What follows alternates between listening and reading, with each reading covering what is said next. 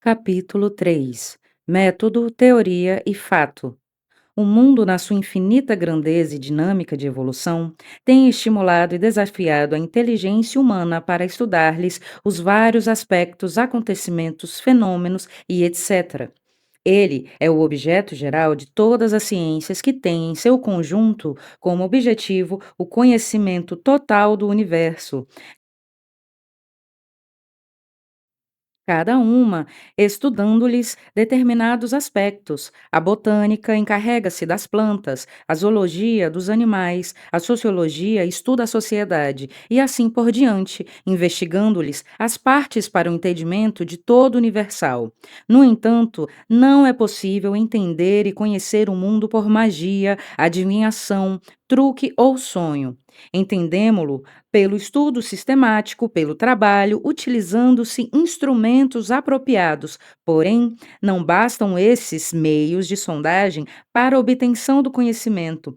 Existem várias formas e procedimentos de estudar, trabalhar e empregar instrumentos de pesquisa.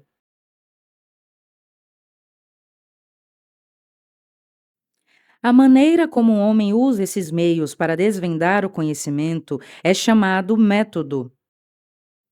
Estes podem ser eficientes e ineficientes. Naturalmente, o homem procura aperfeiçoar os métodos de estudo para chegar de modo mais eficaz e rápido à verdade sobre o universo. Na história do conhecimento universal, vários métodos foram e estão sendo usados, desde a observação espontânea, casual ou senso comum, o processo de tentativa e erro usado por Galileu, até o estágio atual, um método científico cujo procedimento e grau de perfeição evolui para uma disciplina autônoma, a metodologia e técnica de pesquisa que, disciplinando o processo de investigação da realidade, tem acelerado extraordinariamente as descobertas sobre a verdade universal. Este método, por ser racional e sistemático, exige certa habilidade e conhecimento para o seu processamento. Exige técnicas especiais de aplicação, além do entendimento de teorias auxiliares acumuladas nos diversos ramos do saber.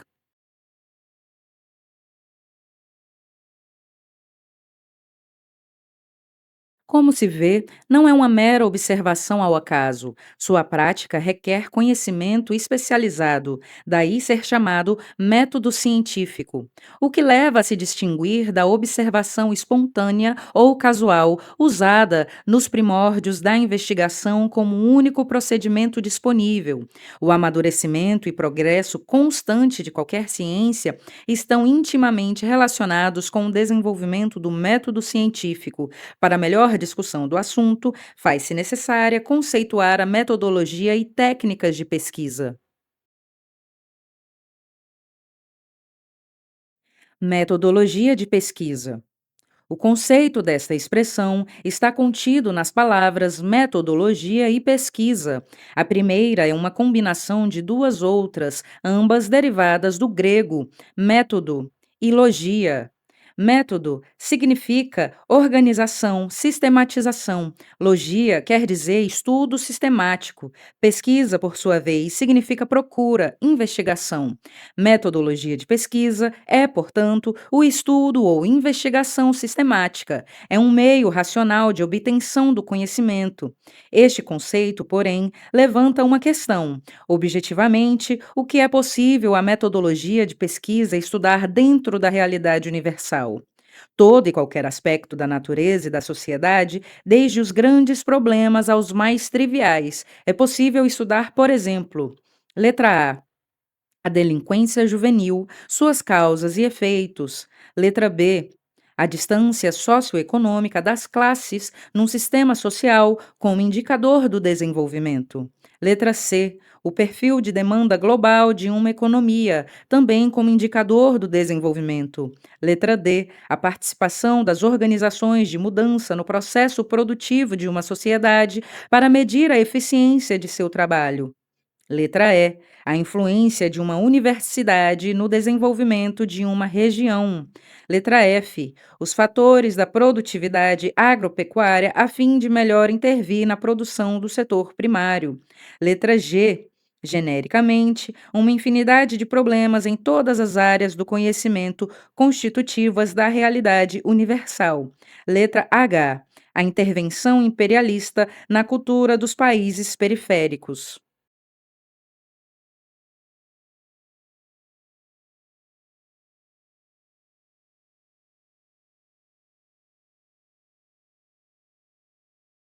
Técnica de pesquisa.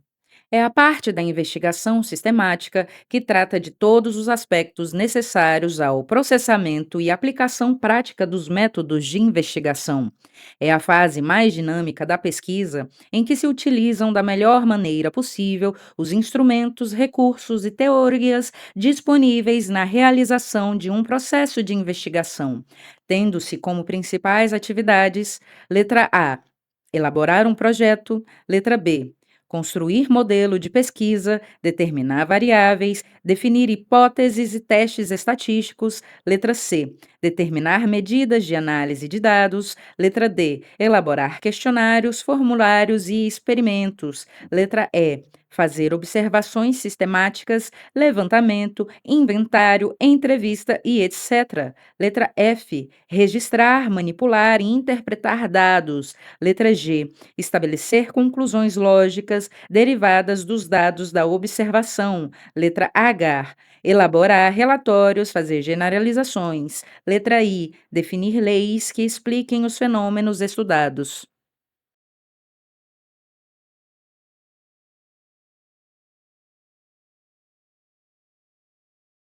Classificação do método. A investigação científica, sendo tema de intensa preocupação pelos estudiosos do assunto, a ponto de ter evoluído para uma disciplina autônoma, hoje já é adotada nas universidades, como é o caso da metodologia técnica de pesquisa. Está a exigir uma classificação.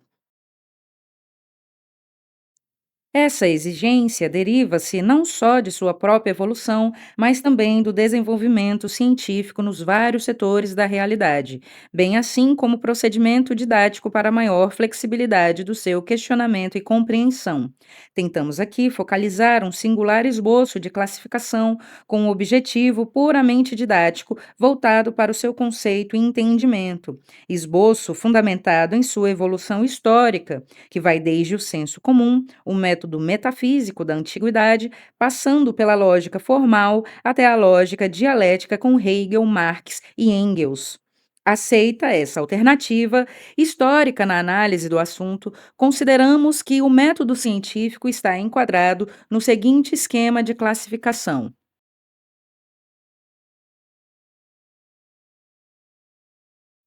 método espontâneo. Não é propriamente um método, é apenas uma força de expressão para possibilitar a classificação. É a fase inicial de uma pesquisa em que se tratam os fatos de um modo casual, sem nenhum sistema de controle, inspirado apenas na excitação, sensação e percepção dos fatos observados. Elucida apenas o conhecimento vulgar, adquirindo na vida cotidiana ao acaso, com base na experiência vivida e transmitida de geração em geração.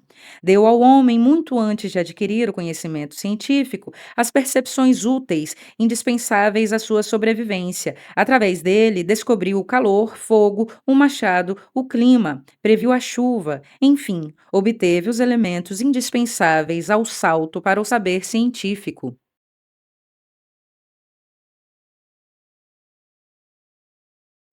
Método científico. É a fase do processo de investigação dos fenômenos da realidade, posterior ao senso comum, em que a observação é feita de modo sistemático. Os fatos são tratados de maneira racional, por argumentação lógica, leis apropriadas e teste crucial de prova. Serve de base teórica à investigação dos fenômenos em qualquer área da realidade. Estabelece os conceitos e princípios gerais, os procedimentos e processos básicos, as técnicas e instrumentos de observação aplicáveis a qualquer ramo do conhecimento, considerando historicamente em um processo evolutivo, evidenciando-se as seguintes etapas.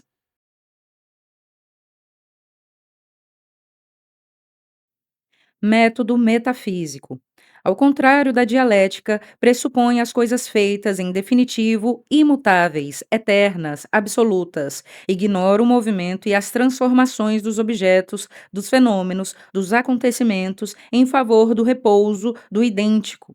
Porém, antes de conhecer, pintar, desenhar e esculpir os objetos em movimento e transformação, era necessário pintá-los, desenhá-los ou esculpi-los, imóveis definitivos. Estudar as coisas antes de estudar os seus processos. O método de pensamento e de pesquisa metafísico teve, na antiguidade, sua grande justificativa histórica. Era o produto das ciências da natureza que, na época, estudavam as coisas definitivas, imóveis.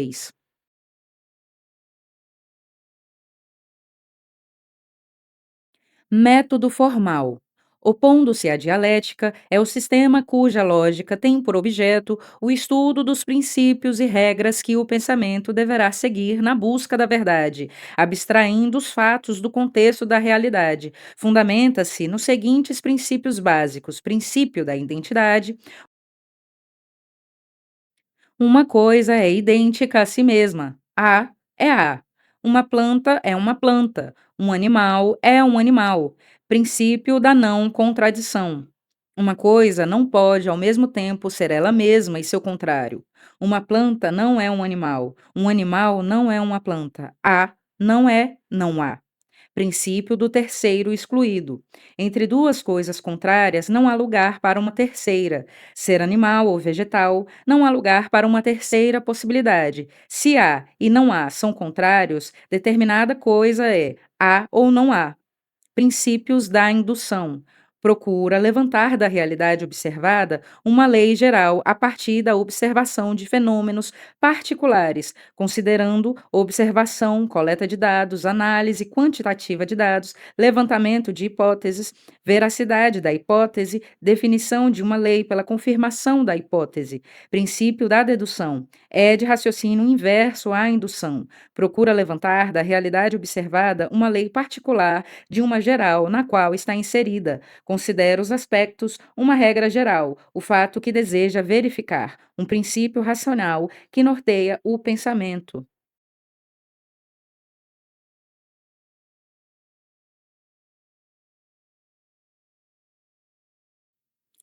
Método dialético.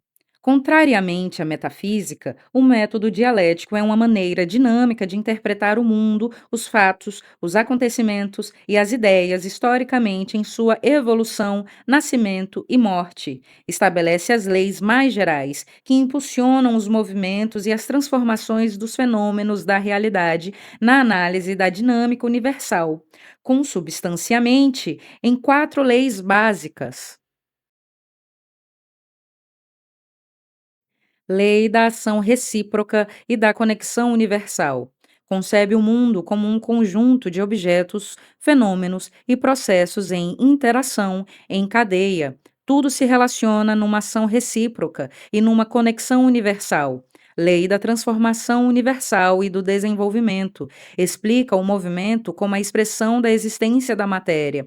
Envolve todas as mudanças e todos os processos que se produzem no universo, desde a simples mudança de lugar, à alteração da natureza das coisas até as mudanças de ideia, de pensamento. Lei da transformação qualitativa expressa a correlação necessária entre as mudanças quantitativas e qualitativas. Preocupa-se em responder quais são as mudanças quantitativas necessárias para que cada mudança qualitativa se realize. Explica a transformação do velho em novo pela acumulação gradativa de pequenas mudanças simples,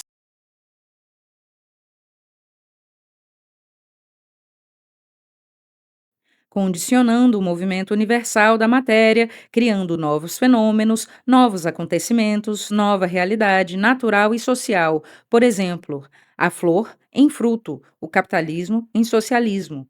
Lei das lutas dos contrários. Explica as causas do movimento incessante que fazem as coisas mudar e se desenvolver. Princípio do movimento motor da mudança. É a lei fundamental do método dialético.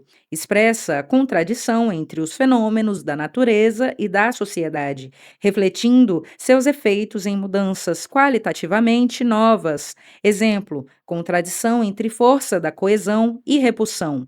Mudança de estado.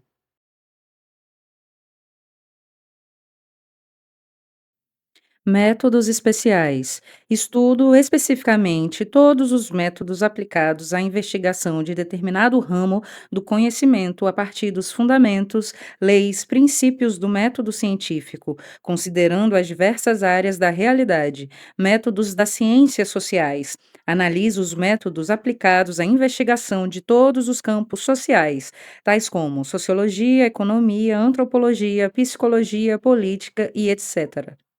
Método das ciências físicas. Trata dos métodos de pesquisa aplicados aos campos da física, astronomia, química, entre outras da mesma área. Métodos das ciências biológicas. Analisa os métodos de investigação aplicados aos objetos da botânica, zoologia, biologia. Método da matemática. Preocupa-se com os métodos aplicados aos cálculos matemáticos, considerando a álgebra aritmética e geometria. Método estatístico. Estuda os métodos utilizados na análise dos dados da observação, organização, descrição e conclusão dos resultados. Ver figura 4, classificação do método, página 47.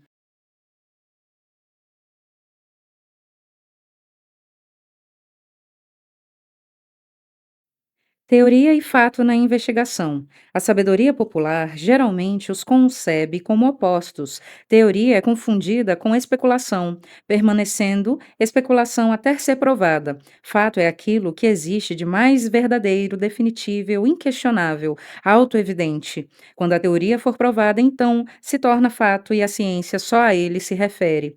Diante da concepção científica, o modo de encarar teoria e fato é bem diferente da concepção popular. Fato é uma observação empírica, prática do mundo. Teoria é a relação significativa entre os fatos e a sua ordenação.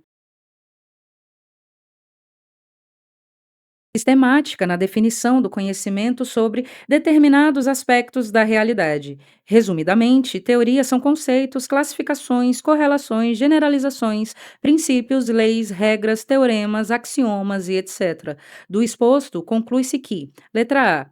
Teoria e fato não são diametralmente opostos, mas inextricavelmente interrelacionados. São elementos de um mesmo objeto, a busca da verdade, ambos indispensáveis à abordagem científica. Letra B. Teoria não é especulação, mas instrumento científico apropriado para a busca e explicação dos fatos. Letra C. Os cientistas não se interessam somente pelos fatos, mas também pela teoria. Os fatos ou observações práticas nunca teriam produzidos a moderna ciência se tivessem sido obtidos sem uma base teórica para o seu questionamento.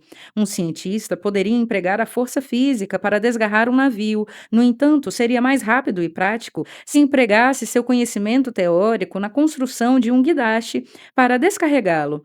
Neste caso, o fato seria a necessidade de diminuir o trabalho e a teoria, os conhecimentos da mecânica e da matemática aplicados à relação entre o trabalho e o espaço percorrido num sistema de forças.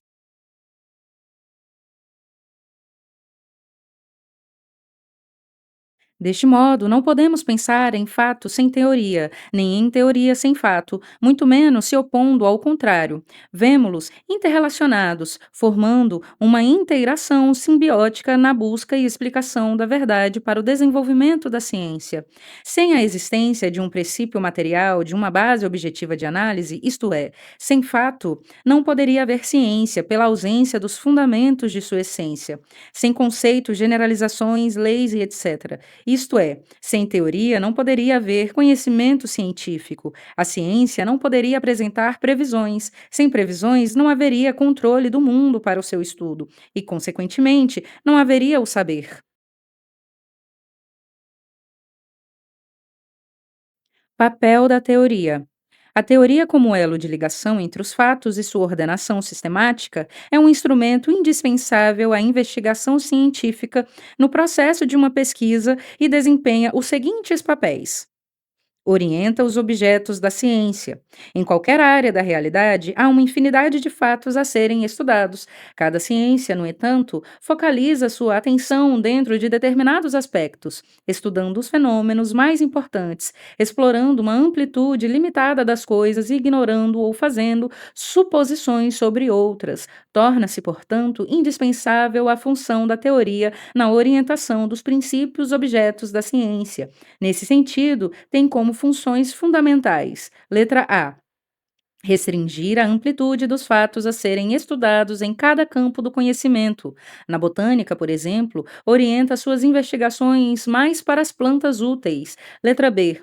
Definir os principais aspectos de uma investigação, precisando os tipos de dados que devem ser abstraídos da realidade como objeto de análise. Uma bola de futebol pode ser estudada apenas em seu aspecto econômico, oferta e procura, sob o ponto de vista formação de grupos, interação e sociabilização sob o aspecto físico, volume, velocidade, pressão e peso.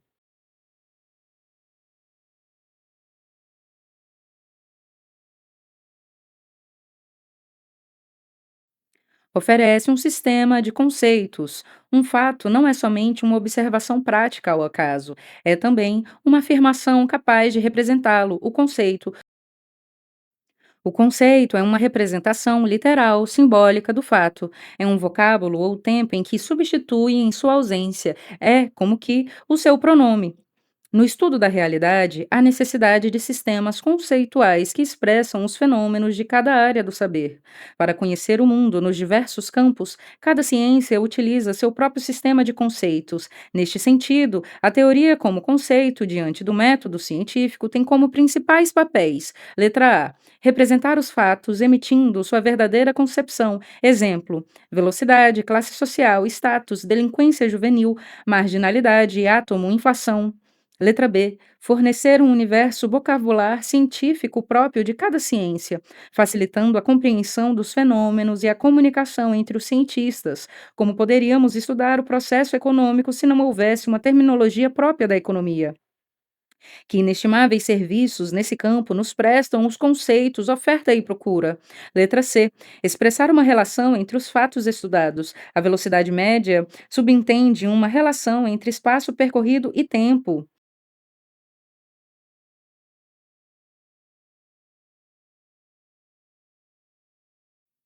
Isto é, velocidade igual espaço-tempo. Letra D. Classificar e sistematizar os fenômenos, acontecimentos, aspectos e objetos da realidade. Classificações biológicas não teriam sentido se não houvessem conceitos, ordem, família, gênero e espécie. Letra E. Resumir a explicação dos fenômenos, expressando sua concepção e correlação. Há conceitos que, na linguagem comum, dariam um tratado: átomo e classe social. Resume o conhecimento. Outra oferta que a teoria desempenha é a de resumir o que já se sabe sobre os objetos estudados. Esses resumos podem ser divididos em duas categorias. Letra A: generalizações empíricas, embora cada campo da realidade seja constituído de uma estrutura complexa de interrelações entre fenômenos, cuja explicação requer expressões teóricas sofisticadas, como é o caso da geometria euclidiana. Grande parte do trabalho científico, entretanto, é dedicada a uma tarefa preliminar, a simples descrição dos fatos expressas em generalizações práticas mais singulares, baseadas nas experiências e no senso comum. Como exemplo desse tipo singular de generalização, podemos citar as afirmações: objetos caem, madeira flutua, estranhos são perigosos, afirmativas populares que, embora não sendo propriamente uma teoria, constitui-se como base para tal encerra conhecimento indispensável ao trabalho científico mais profundo. Letra B. Sistema de interrelações são conhecimentos contidos nas grandes generalizações, num estágio de desenvolvimento científico já bem avançado. É o caso da teoria da relatividade, da lei da atração universal e dos teoremas da geometria euclidiana. h ao quadrado igual a ao quadrado mais b ao quadrado. Prever fatos. Goldhatch elucida a questão no seguinte enunciado. Abre aspas. Se a teoria resume os fatos e estabelece uma relação entre eles que ultrapassa as observações imediatas, pode-se extrapolar o conhecimento para o desconhecido, fecha aspas. Isso significa que se conhecermos o fato de X levar ao acontecimento Y em uma situação Z, então esse fato levará ao acontecimento Y noutra situação W. Ilustremos esse enunciado com um caso prático. Partindo-se do conhecimento de que a introdução da tecnologia nos países ocidentais produziu grande redução na taxa da mortalidade infantil, é de supor que, se a tecnologia for introduzida em outros países, diminui a taxa de mortalidade infantil nos países. Então, a teoria que se formou a partir dos fatos observados no processo tecnológico ocidental sobre a mortalidade infantil poderá servir de meio racional para a previsão desse fato noutra realidade. Isto porque acredita-se conhecer os fatores de redução da mortalidade e que atuarão em nova situação. Portanto, a teoria poderá prever os fatos.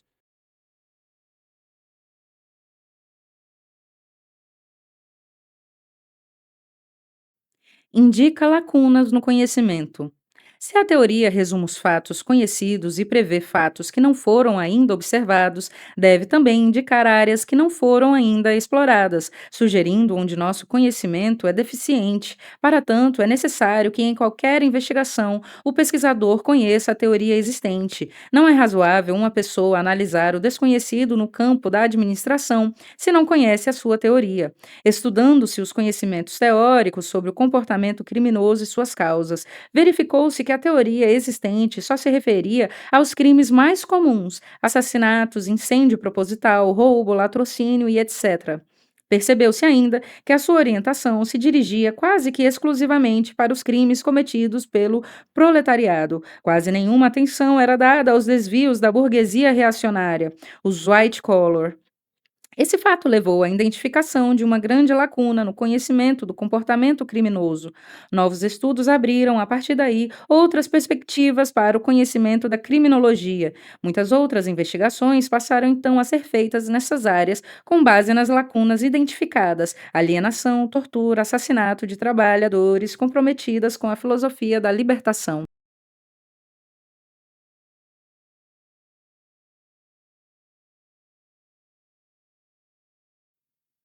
Papel do fato.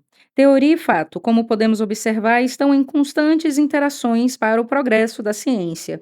Se a teoria desempenha um papel ativo na explicação dos fatos, estes têm uma função igualmente significativa na construção e desenvolvimento da teoria, através de constantes estímulos que lhe oferece. Não haveria a lei dos rendimentos decrescentes na economia se não fosse o fato do decréscimo da produção a partir de uma certa intensidade de fatores. O fato inicia a teoria. A história da ciência está cheia de exemplos de fatos que têm produzido teorias importantes, originando as chamadas descobertas.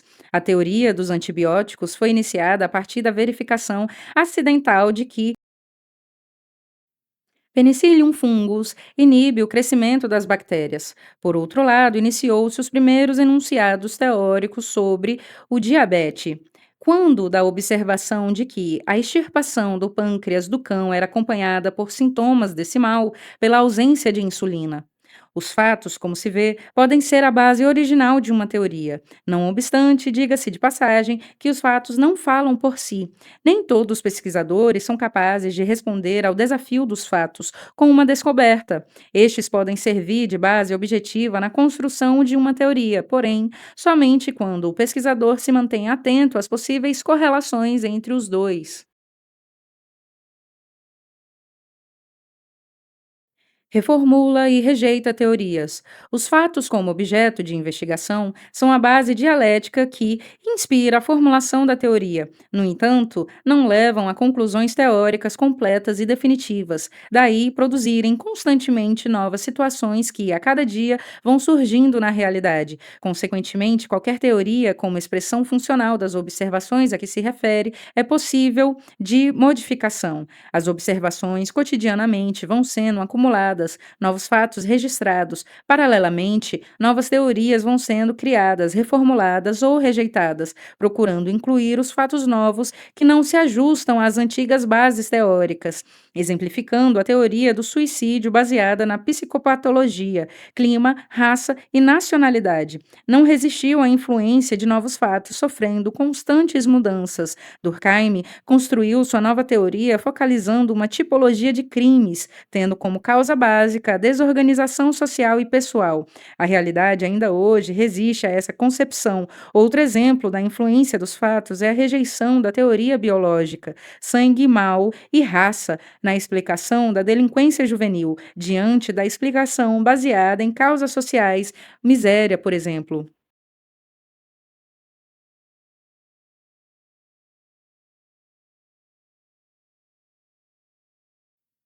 Redefine e esclarece teorias. Mesmo que uma teoria seja confirmada diante de novos fatos, sendo a expressão destes, sofrerá constantemente modificações, visto que as novas situações não previstas trazem sempre observações mais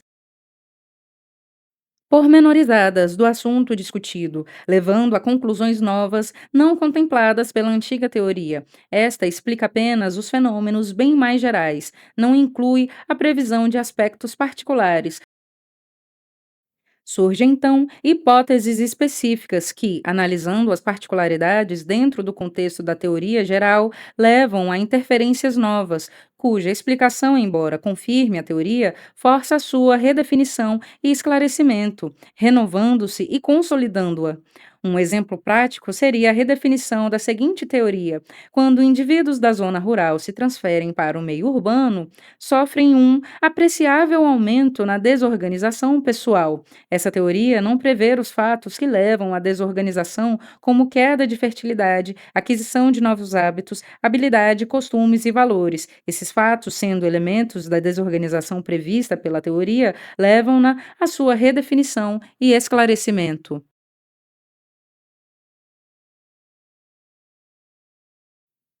Capítulo 4: Método científico.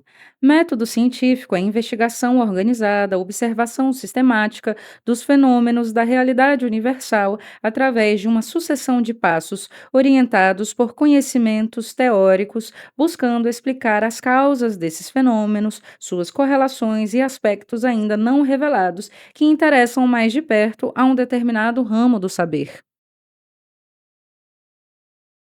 É através deste método, e somente por ele, que novas teorias estão constantemente sendo incorporadas ao patrimônio de conhecimento das diversas ciências, ao mesmo tempo em que os conhecimentos anteriores estão continuamente sendo revistos e modificados de acordo com os resultados de novas investigações. É o caso da revisão do geocentrismo que deu origem ao heliocentrismo.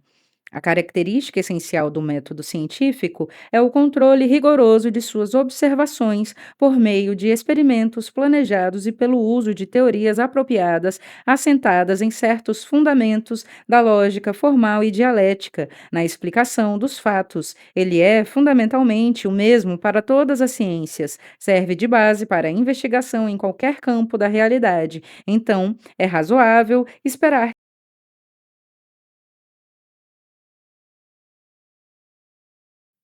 que todos os pesquisadores o adotem. Isto implica em que eles têm de saber seus fundamentos básicos, cuja compreensão é necessária para melhor situá-los no processo de investigação. Fundamentos básicos. A essência do método de pesquisa, suas características e procedimentos inspiram-se nos seguintes princípios gerais da busca da explicação sobre os fatos da realidade. Letra A. Afastar o estudo da realidade objetiva toda e qualquer ideia preconcebida, toda noção a priorística sobre os fatos questionados. Letra B. O espírito deve ser conduzido à pesquisa pela dúvida metódica e construtiva que analisa e investiga, o único meio de retirar a verdade dos fatos e não deformá-los para ajustá-los a uma verdade revelada.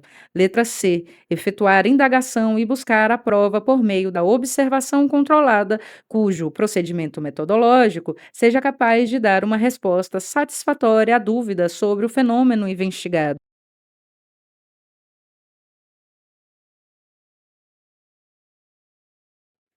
Letra D. Formular questões ou propor problemas bem definidos, precisos e isentos de qualquer ambiguidade, como objeto norteador da pesquisa.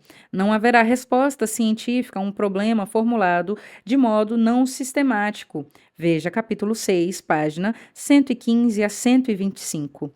Letra E. Definir conceitos capazes de representar os fatos estudados e levar o pesquisador à compreensão dos mesmos. Letra F. Formular hipóteses que sirvam de base teórica ao correlacionamento dos fenômenos investigados e que constituam uma explicação provisória da questão. Hipóteses que serão confirmadas ou rejeitadas através do teste crucial de prova. Capítulo 6, páginas 119 até 121. Letra G. Fazer observações logicamente sistematizadas com base no planejamento e na coleta de dados. Observações sempre voltadas para a constatação dos fenômenos ou acontecimentos e suas correlações causais como ponto de partida para a pesquisa. Letra H. Registrar tão cuidadosamente quanto possível as observações cujos dados sirvam realmente para responder às questões formuladas e aos problemas propostos. Letra I. Classificar os fatos segundo a semelhança de suas características dentro dos aspectos estudados, em função dos dados da observação e das conclusões de estudo. Letra J. Reformular conclusões, ideias e opiniões anteriores que estejam em desacordo com as observações e as respostas resultantes. Letra K. Fazer generalizações consistentes e inferências logicamente válidas, consistindo em estender essas inferências a todos os casos que envolvam condições semelhantes.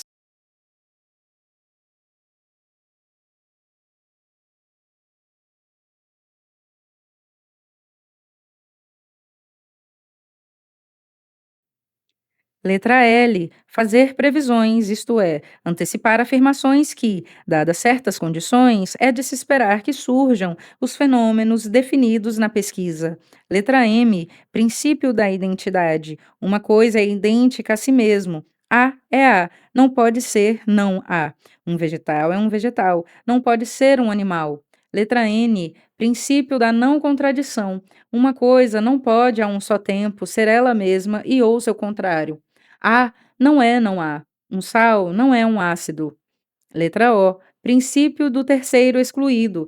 Entre duas possibilidades contrárias, não há lugar para uma terceira. Determinada coisa é A ou não é A. Ser vegetal ou ser animal. Letra P. Princípio da indução. Procura levantar da realidade uma lei geral a partir da observação dos fenômenos particulares. Letra Q.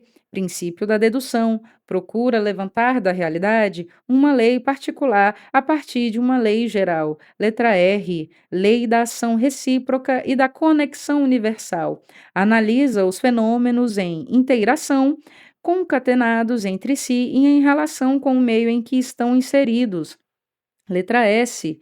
Lei da transformação e do desenvolvimento. Analisa os fenômenos em evolução, nascimento, crescimento e decadência. Letra T. Lei da transformação qualitativa. Explica a mudança da natureza e da propriedade das coisas, evidenciando a criação de novos fenômenos, novos acontecimentos, nova realidade.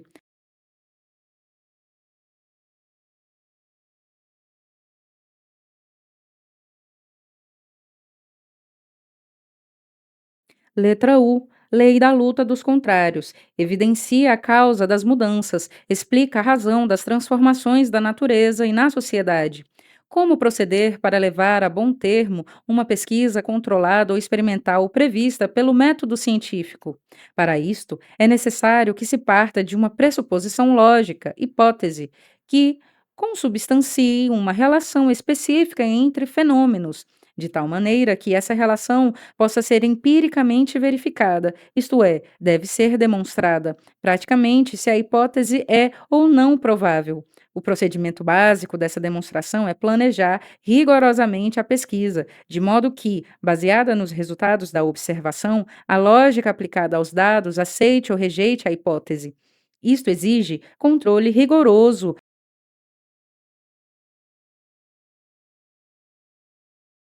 das observações.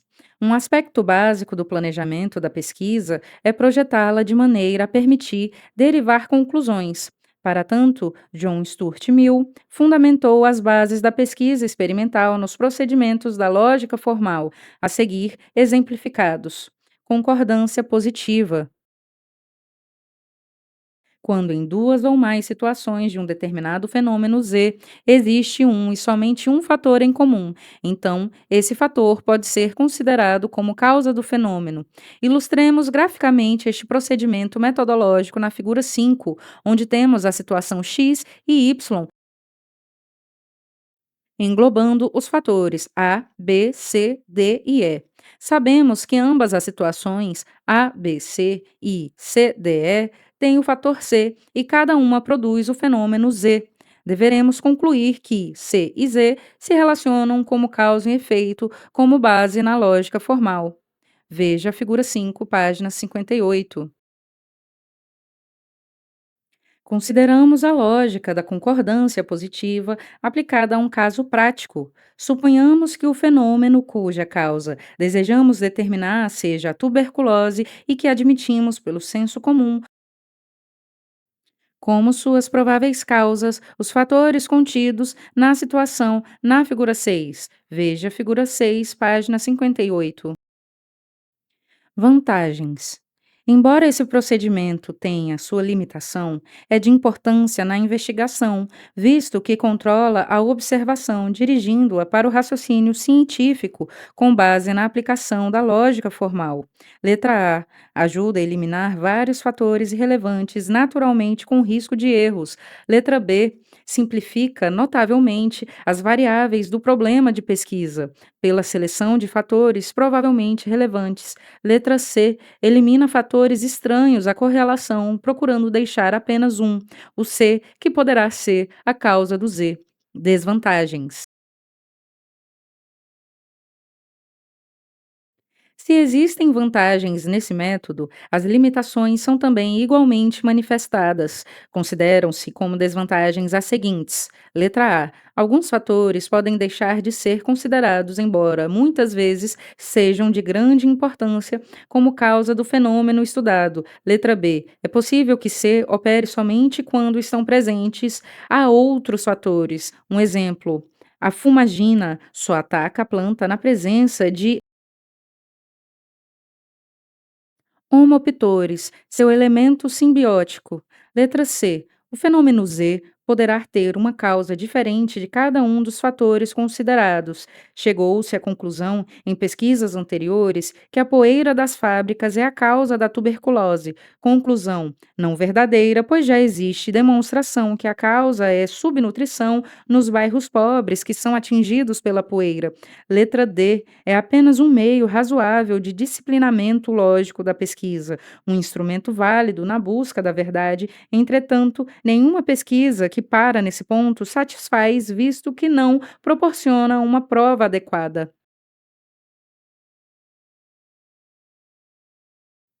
Concordância negativa.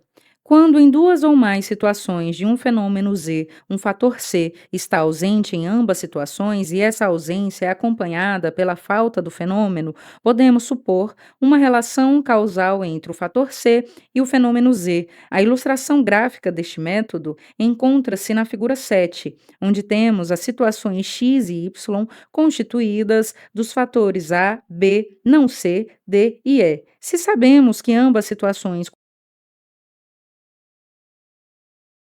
constituídas dos fatores A, B, não C e não C, D e E padecem da ausência de C, nota-se, consequentemente, a falta do fenômeno Z como produto de cada situação. Conclui-se que C e Z provavelmente estão correlacionados. Aplicando-se ao raciocínio graficamente, temos ver figura 7, página 60. Consideremos esse método aplicado a um caso prático. Para tanto, suponhamos que o fenômeno cuja causa desejamos determinar seja o não funcionamento de um motor e que admitimos, através da investigação espontânea, como suas prováveis causas os fatores contidos na situação da figura 8. Ver figura 8, página 60. Supondo que controlamos adequadamente todos os outros fatores, provavelmente relacionados com o fenômeno em estudo, esse procedimento experimental é, de certa forma, válido, como método positivo é aplicado a partir do senso comum, sendo a estrutura de ambos critérios a mesma, encontramos neste vantagens e limitações conforme os itens anteriores. O terceiro excluído. Observando um fenômeno Z que numa situação X se deu e noutra Y, não tendo a primeira situação X, certos fatores e a segunda Y, os mesmos fatores C, podemos afirmar que o fator ausente C está relacionado ao fenômeno Z, devendo ser a sua causa. A ilustração gráfica deste raciocínio encontra-se na figura 9, onde se observam as situações X e Y composta dos fatores assim distribuídos: situação X, A, B e C, situação Y, A, B e não C.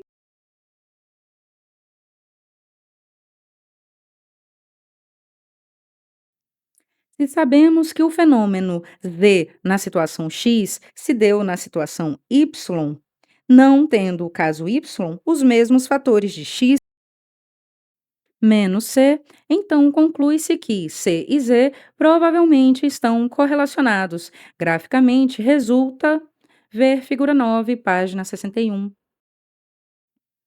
Para a aplicação deste método, é bastante tomar duas séries de situações, a série experimental e a de controle. Suponhamos que, se desejasse demonstrar que a nota média dos estudantes Z está relacionada com a dedicação ao estudo C, neste caso, a série experimental seria o grupo estudioso e a série de controle, os estudantes preguiçosos. Consideremos a sua aplicação a um caso prático. Pela figura 10, teríamos. Ver figura 10, página 62. A limitação desse plano experimental de investigação é a possibilidade de outros fatores, mais significativas do que os incluídos, deixarem de ser considerados, por exemplo, a inteligência nesse caso. Porém, qualquer método de verificação deve operar dentro dos limites das variáveis consideradas nas hipóteses de trabalho. Se a hipótese não considera a teoria existente sobre o problema e trabalha com fatores irrelevantes, nenhum plano de pesquisa pode evitar limitações. Na realidade, ser capaz de localizar os fatores centrais e principais relevantes e ignorar os irrelevantes é sinal de cientista criador. Dificuldades de aplicação.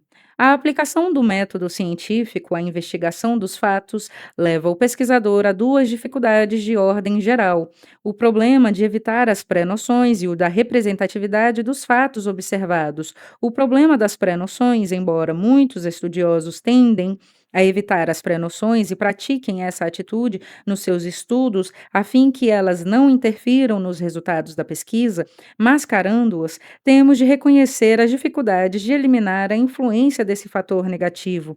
Tem-se procurado diminuí-las, usando-se hipóteses e teorias dos diversos ramos científicos, como os métodos da lógica e da estatística para racionalizar a pesquisa, submetendo-a a teste crucial de prova e afastando as atitudes pré-concebidas.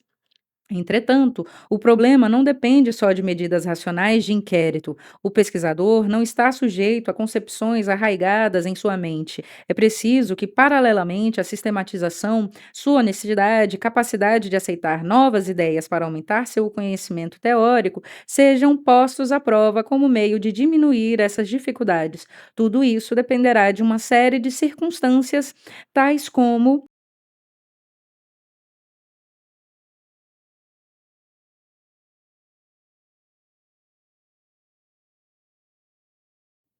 Letra A formação anterior do pesquisador. Letra B. Condições de trabalho. Letra C. Tempo que dispõe. Letra D. Os problemas pessoais que o preocupam. Letra E. Suas ideias e opiniões. Letra F. A capacidade adquirida. O problema da representatividade. Os resultados de uma pesquisa só serão válidos diante do método científico na medida em que os casos estudados, fenômenos, acontecimentos, aspectos da realidade, etc., foram representativos do universo de estudo. Nem sempre estamos seguros se os casos observados são representativos de sua totalidade.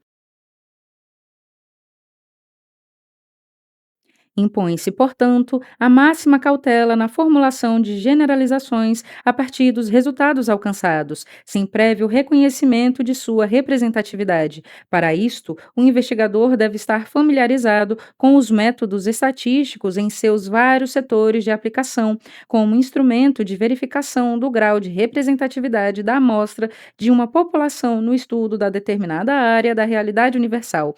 Veja capítulo 8, páginas 162 a 168. No campo das ciências sociais, cujos fenômenos, acontecimentos e aspectos da sociedade são muito mais complexos e heterogêneos que nas ciências naturais, a preocupação neste sentido aumenta porque as suas investigações muitas vezes se limitam a um número reduzido de indivíduos diante de população muito grande. Mesmo frente a essas dificuldades, muitas vezes levando os pesquisadores a resultados não válidos, embora logicamente de procedimento aceitável, esse método, no entanto, é a única maneira de tomar consistente a busca da verdade frente à sua racionalidade e ao acervo de conhecimentos teóricos disponíveis à sua aplicação e já acumulados nos vários ramos da ciência como poderoso instrumento de observação e controle da realidade.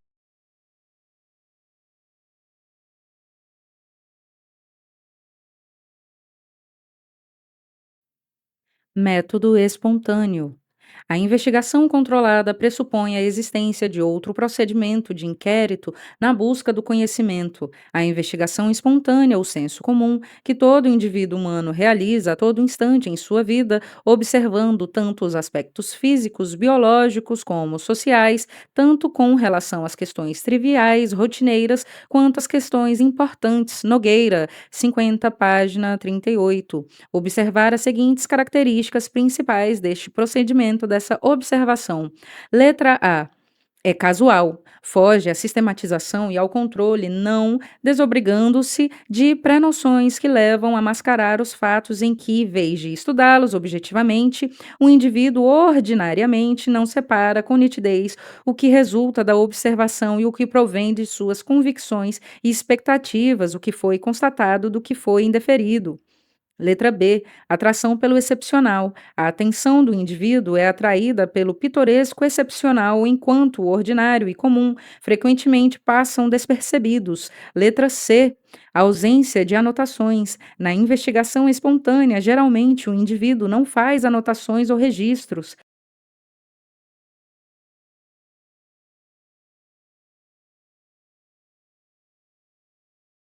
Ficando impossibilitado de analisar os fatos em todos os seus detalhes e na ordem em que se deram. Letra D. Visão parcial e deformada, devido às suas próprias aptidões e inaptidões pessoais, gostos e aversões, sua posição na estrutura social, as condições particulares de sua participação no sistema sociocultural, as suas experiências pessoais, atitudes atuais, o indivíduo percebe certos aspectos do mundo em que o cerca e deixa de perceber outros, sendo, portanto, sua visão parcial e deformada. Letra E. Não percebe a correlação dos fatos sem planejamento e controle da observação, e na ausência de aplicação de uma teoria científica válida e matemática e a estatística, por exemplo, torna-se impossível apreender as relações causais existentes entre os fenômenos, foco da discussão científica.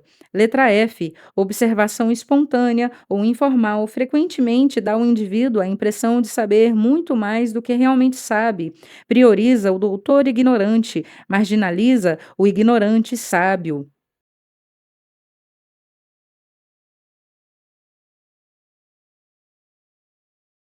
Diante dessa argumentação e com base em Nogueira 50, página 74, conclui-se que a investigação científica difere da espontânea por ser aquela controlada, planejada e esta uma observação meramente circunstancial, sem nenhum traço de sistematização ou uso de qualquer teoria explicativa dos fenômenos da realidade. No entanto, temos de reconhecer que, na maioria dos casos, é ela que prepara o terreno para a investigação sistemática. Frequentemente, Consequentemente, é através dela que surge interesse dos indivíduos por um determinado problema e que, ao se propor estudá-la pelo método científico, a pessoa já se encontra munida de um acervo de experiências e noções acumuladas nessa fase de inquérito. Desta feita, apesar da pesquisa sistemática ser o caminho mais curto e eficiente na busca da verdade sobre os fatos, não descarta a importância e a utilidade da observação espontânea e informal que todas as pessoas realizam constantemente como reflexo do estímulo da realidade e necessidade de sobrevivência histórica do homem, desde os primatas até hoje, como o Homo sapiens. Dos mais humildes aos mais sábios, dos mais sensíveis aos mais grosseiros, todos a praticam na busca da satisfação de suas necessidades e sobrevivência. Daí o pesquisador apreender pelo trabalho informal como própria realidade, pedra, animal, planta, flor, no tempo e espaço, considerando que a matéria é anterior ao pensamento, este anterior ao conhecimento, por sua vez, o saber popular antecipa-se ao científico. Deste modo, a investigação baseada no senso comum não pode ser abolida, é indispensável utilidade na fase inicial ou preparatória da observação controlada. É através dessa que se iniciam as primeiras pressuposições causais dos fatos, pressupostos que norteiam os passos iniciais do método científico no processo da pesquisa. Um valioso exemplo da interação simbiótica e da ação recíproca entre esses dois procedimentos de inquérito na construção do conhecimento é a extraordinária validade que teve o senso comum de Júlio Verne diante da conquista científica da Lua, uma vez que se chegou a uma conceituação mais precisa de um fenômeno estudado pelo controle e uso das teorias adequadas. As inferências sugeridas pela observação espontânea devem ser peneiradas e submetidas à verificação pela experimentação que as rejeita ou as confirma, total ou parcialmente. O senso comum é a base inicial, a sondagem preliminar, o broto germinativo, o adventício, a investigação científica, sua fase adulta. Ambos se inteiram e interagem mutualmente, formando uma unidade em que se nutrem, se fecundam reciprocamente.